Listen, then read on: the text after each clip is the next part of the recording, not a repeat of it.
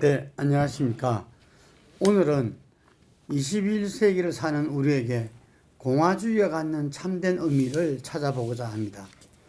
우리나라 헌법 제1조 1항이 대한민국은 민주공화국임을 명시하고 있고, 국민들은 민주주의에 대해서는 학교 교육과 삶의 현장에서 많이 알고 있습니다.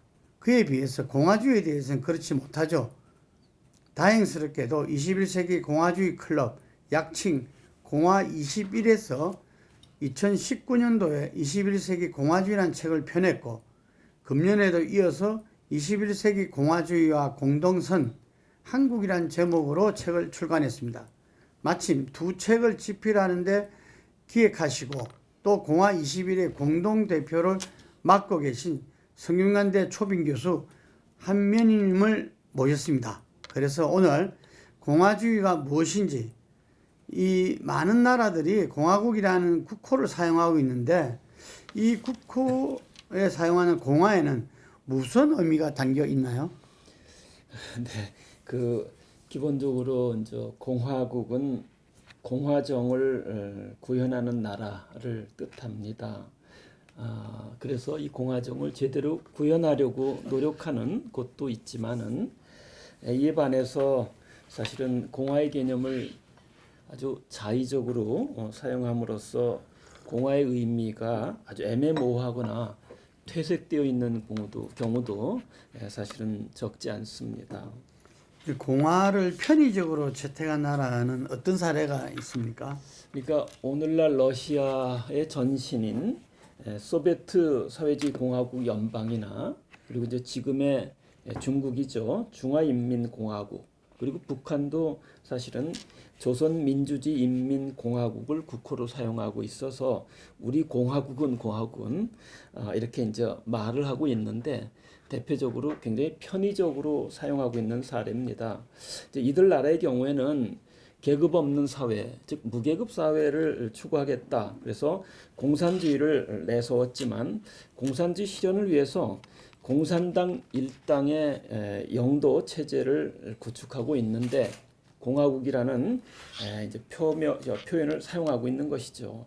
근데 공화국은 본래 군주를 두지 않는 체제라는 아주 협소한 뜻으로, 자신들에게는 왕, 군주가 없다, 이런 의미의 협소한 뜻으로 사용한 것인데, 실제로는 위장의 성격도 좀 있다고 여겨집니다.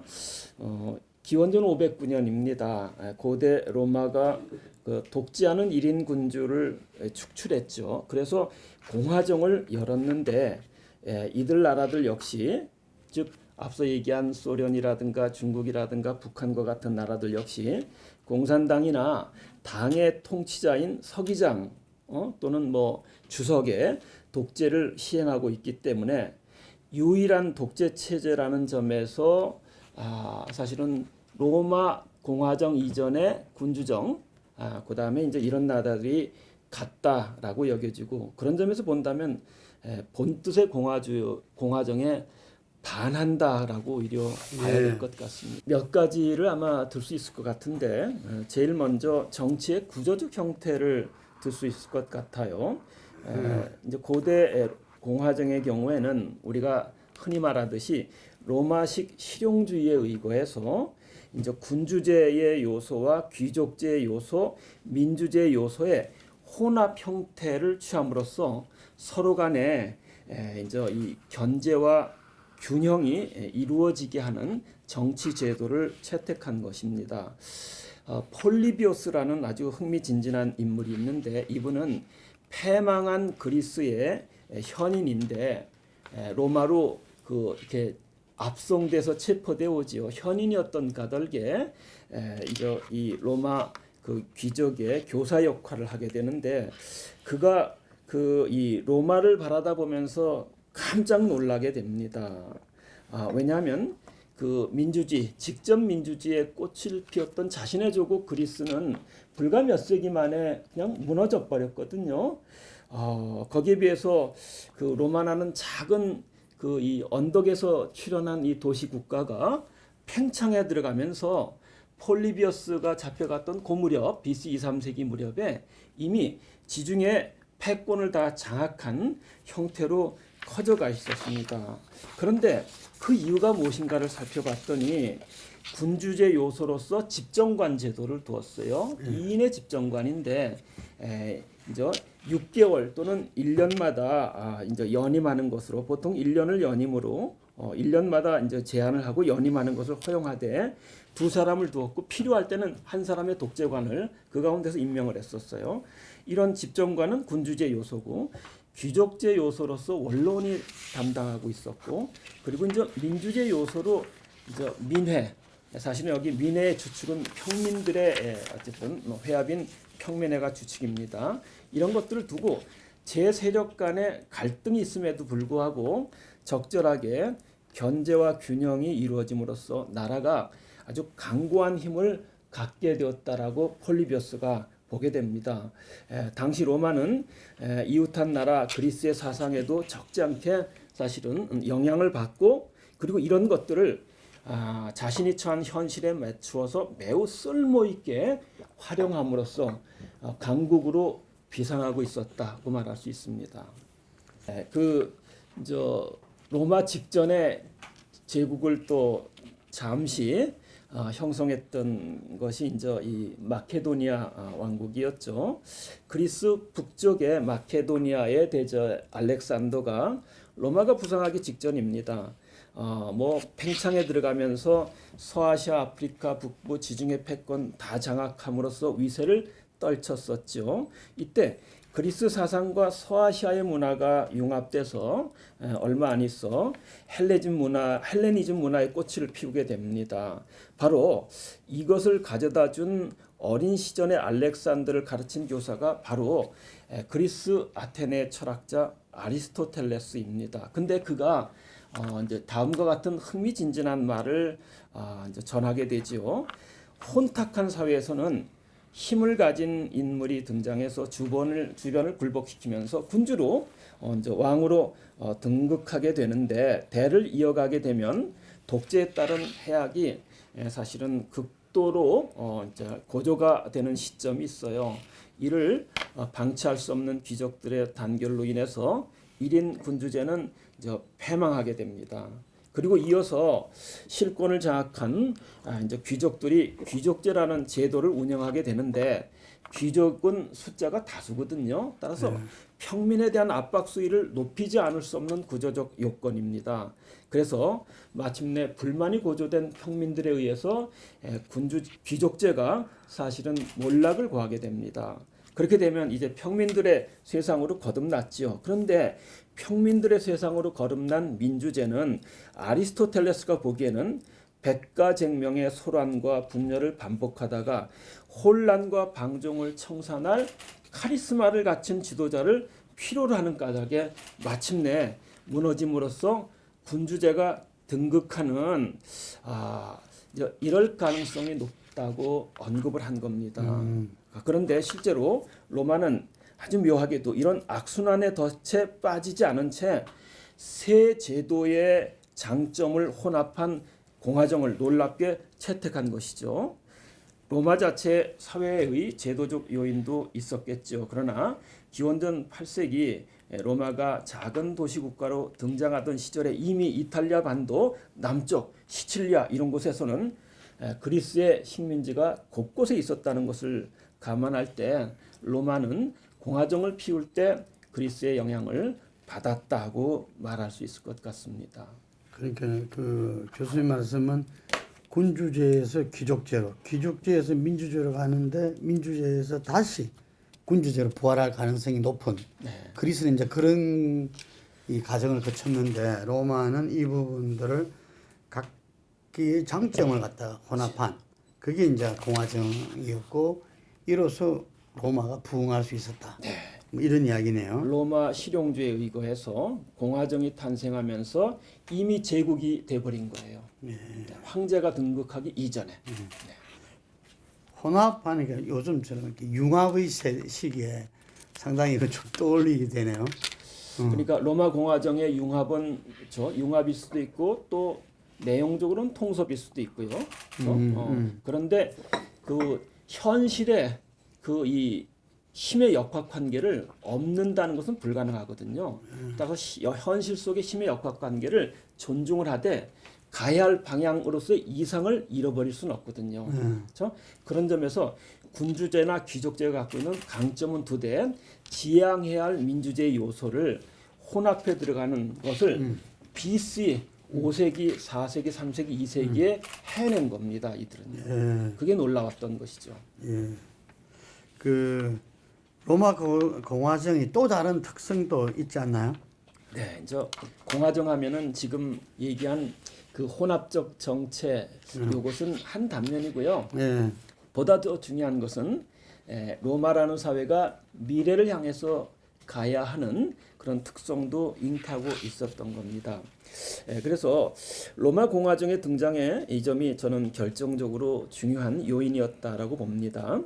그리고 아주 오늘날의 관점에서 본다면 값지게 평가할 수 있는 성질의 것이라고 봅니다. 군주제, 그다음에 이제 귀족제, 그다음에 이제 민주제라고 말할 때 민주제에 해당되는 평민회는 거저 그 이 군주나 귀족이 시의 선물로 던져진 것이 아니라요. 평민들의 자력에 의해서 쟁취한 산물이라는 점을 기억할 필요가 있습니다. 후일 공화정을 존속시키려고 이제 이 통상 카이사르 또 시저라고 말하는 인물을 암살한 자 브루투스 너마저 그렇죠? 이 브루투스의 먼 후예입니다. 마르크스 유니우스 브루투스 근데 그 먼 조상이 루키우스 유니우스 브루투스인데 이 사람이 그 바로 그 군주의 이 왕가에서 그 귀족의 부인을 능욕하는 사건이 일어나자 로마 시민들의 그 불만이 고조에 이르게 되죠. 그래서 폐위를 시킬 때 어쨌든 군대 협조를 받아서 폐위를 시켜버리는, 그래서 군주제를 몰락시켰는데, 그러면서 곧바로 무슨 일이 발생하느냐면 군주가 없는 상태에서 외국에서 로마를 어쨌든 침입하려는 세력이 속속 정보로 들이닥치자 원로원에서는 군대 소집을 내리게 됩니다. 그럼 군에 누가 보통은 징집되느냐면 평민들이죠. 이렇게 평민들이 이때 소집 장소에 나가지 않고 오히려 로마의 아주 중요한 성지라고 일컬어지는 한 언덕에 모여서 저항을 하게 됩니다. 무슨 저항을 하냐면 귀족 또는 과거 그 군주가 있을 때 압박이 지나쳐서 우리 살기 힘들다는 것 하나. 두 번째, 우리는 억압받지 않는, 지배당하지 않는 더 나은 자유를 원한다라는 강력한 메시지 요구사항을 전하게 됩니다. 화급해진 원로원의 입장에서는 이 견해를 받아들여서 평민들의 더 나은 자유의 신장, 그리고 그들의 입장을 대변할 호민관이라는 제도를 두고 평민들의 의견이 제도적으로 반영될 수 있는 민회라는 것을 강화하는 형태로 조성하게 됩니다. 이런 점에서 본다면 사실은 평민회라는 것은 주어진 것이 아니라 사실 쟁취한 것이다라는 점을 우리가 기억할 필요가 있는데, 이때가 바로 BC 5세기, 4세기로 5세기 초입니다. 근데 동아시아의 경우에는 5세기 초면은 공자의 춘추 시대였고요. 우리의 경우에는 고구려 태어나기 이전에 고조선 왕국으로 발돋움하던 시절에 평민들에 의해서 자유에 대한 쟁취가 이루어졌었다는 놀라운 일이 서구에서 있었다. 그랬기 때문에 그 나라가 제국으로서 발돋움할 수 있었던 겁니다. 그렇다면 로마 공화정의 특성을 종합하자면 공화정 시대 로마는 이미 기원전 2, 3세기에 북아프리카 스페인 지역을 호령하던 카르타고와의 1, 2차 전쟁에서 완전히 굴복시켜 버립니다. 그리고 그리스와 인접한 소아시아도 평정함으로써 지중해 패권을 공화정 때 이미 장악하게 됩니다. 이런 위력을 유감없이 보여진 현실적 바탕이 혼합적 정치체제 성격의 공화제라는 것이 하나고, 또 다른 하나는 거기에 법 이외에는 어느 누구의 지배도 허용하고 싶어 하지 않는 평민의 자유보호가 담겨져 있다. 이것이 로마 공화정이 갖고 있는 두 가지 주요한 특성이라고 봅니다. 로마 공화정이 혼합적 정체로서 인민의 자유도 중시 여긴 것이라면은 현재 구소련이나 중국, 북한은 본토의 공화정에 부합한다 말할 수는 없겠네요. 네. 공화주의가 인민의 자유도 중시했는데 그것이 근대에 태동한 자유주의의 자유와 같은 성격으로 보아야 합니까? 네, 유사한 측면이 적지 않습니다. 그러나 약간의 중요한 차이도 있습니다. 무슨 차이죠? 그거는 뭐 이제 자유주의 사주를 한번 들여다보면 알 수 있는데 근대 자유주의는 토마스 홉스가 언급한 바를 쫓아서 자유를 간섭받지 않는 상태 이렇게 보통 규정을 하고 이것은 현대 자유주의 정치 철학자 이사야 벌린 같은 분에 의해서 이미 확인이 됩니다.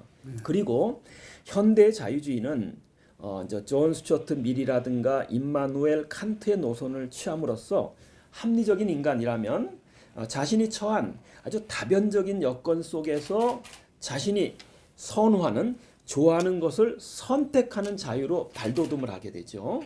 그래서 20세기 최대 정치 철학자로 보통 손꼽히는 미국의 그 하버드대의 존 롤즈라는 교수가 쓴 정의론에서 바로 이런 자유의 특성이 두드러지게 드러나게 됩니다. 현실감 있게 느껴지지는 않는데요. 공화주의에 지배받지 않는 자유가 자유주의에서 말하는 간섭받지 않을 자유 또는 각 개인이 선택할 자유 개념과 실제로 차이가 있다고 볼 수 있습니까? 네, 그 20세기 그 중후반 무렵 세계 철학계에서는 그 자유주의 대 공동체주의 논쟁이 불붙게 됩니다. 찰스 테일러, 맥킨타이어, 마이클 왈저 그리고 우리 사회에서는 정의란 무엇인가로 많이 알려진 마이클 샌델을 필두로 한 일부 철학자들 이들은 이후에 공동체주의자로 이제 불리게 되긴 하지만 이들은 민주주의 현대 사회에서 개인주의적 자유주의가 팽배해지면서 사회적 병리상이 광범위하게 유포되고 있다고 인식을 해서 이를 비판하게 되는데 여기에 자유주의 계열의 철학자들이 응수하는 양상이 자유주의 대 공동체주의, 공동체주의 대 자유주의의 논쟁으로 벌어집니다. 이런 논쟁에 자극을 받은 집단이 정치학계였어요. 그래서 정치학계에서도 정치 철학적인 문제의식을 갖고 있는 분들이 이 논쟁 과정에서 고대 로마정에 대한 탐구를 통해서 현대 공화주의 사조를 이렇게 바릉토록 야기합니다. 이것을 초기에 주도했던 인물이 주로 영국의 케임브리지대였었는데 그래서 케임브리지대 학파라고도 말하는데 존 포곡이라든가 퀸틴 스키너, 필립 패티트 이런 분들이 주도하게 됩니다. 특히 정치 철학자 패티트의 경우에는 정치 역사가인 선배 스키너가 없었더라면 자유의 개념이 자유주의에서부터 비롯된 것으로 알았을 텐데 이 스키너의 연구로 인해서 아하 자유의 개념은 자유주의가 아니라 오래전의 공화주의에서 기인하게 된다는 것을 뒤늦게 깨달았다라고 고백을 합니다. 그래서 공화주의 저서를 집필하게 되는데 거기서 패티슨 로마에서 말하고 있는 공화주의는 지배 없는 자유이라는 겁니다. 그런 의미에서 지배 없는 자유는 자유주의가 말하는 간섭 없는 자유와 차이가 있다라는 것을 아주 쉬운 사례로 들게 됩니다. 그 사례는 이거예요. 가령 한 노예가 굉장히 영악직에 처신하기 때문에 주인이 모든 일을 다 맡겨요. 그렇죠? 집안의 모든 일을 스스로 알아서 처리하도록 일체 간섭을 하지 않는 경우를 상정해 봅니다. 그러면서 이때 노예는 간섭받지 않는 삶을 살고 있는데 자유주의의 관점에서 본다면 간섭받지 않는 삶이니까 그는 자유롭다라고 말할 수밖에 없어요. 그러나 과연 우리는 그가 진정 자유롭다고 말할 수 있겠는가? 아니라는 거죠.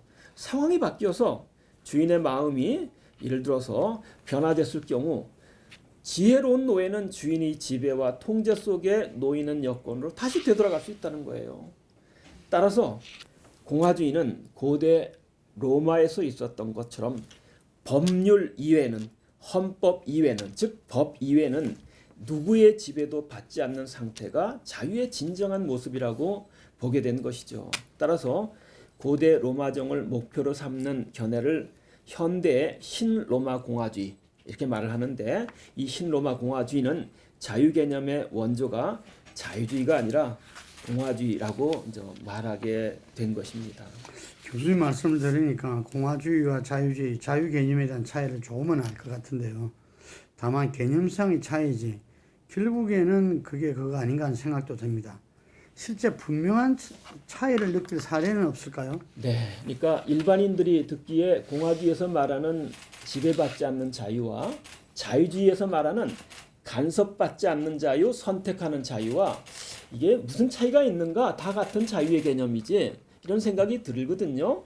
저도 이런 문제의식을 늘 가졌었습니다. 그런데 2020년도에 코로나19가 중국 우한에서 발생하고 전 세계로 번졌거든요. 이 과정에서 이게 간섭받지 않는 자유, 또 선택하는 자유가 때로는 굉장히 위험할 수도 있다라는 것을 극명하게 들어준 거예요. 반면 공화주의의 자유 개념이나 공화주의에 의하면은 그런 문제에 빠지지 않을 수 있다는 거죠. 그 점에서 대비가 된다고 봅니다. 저는 코로나19 팬데믹 사태와 결부지어서 설명하는 것이 가능하다고 봅니다. 2020년 우리식으로 말하면 설날이고 중국에서는 춘절 1월 말, 이때 우한에서 확인되어진 코로나19가 이 명절을 계기로 중국인들이 전 세계로 여행 나가면서 온통 다 감염을 시키게 됩니다. 2월 6일자를 기준으로 살펴봤더니요, 전 세계의 그 코로나19 감염자가 2만 8천여 명이었는데, 당시 중국의 경우에는 2만 8천 명, 거의 대부분이 99%가 중국인 감염자였어요.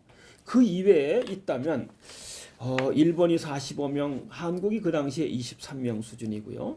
서유럽의 경우 독일과 미국이 조금 있어서 12명, 프랑스 6명, 이탈리아, 영국이 2명 수준이었어요. 그리고 이것이 전염병이기 때문에요, 다들 전염병은 차단해야지 나름대로 국가가 방역 체계를 가동시켰습니다. 근데 시간이 훌쩍 지나갔고 거의 10개월, 11개월이 지난 오늘날 지금 이 시점에서 본다면은 엄청나게 사태 역전이 이루어집니다. 예를 들자면 11월 10일 기준으로 볼 경우 세계 확진자가 5,260만여 명인데 1위 미국이 1,000만 명이 훨씬 더 넘어요. 그리고 2위 인도가 860만, 3위 브라질이 575만.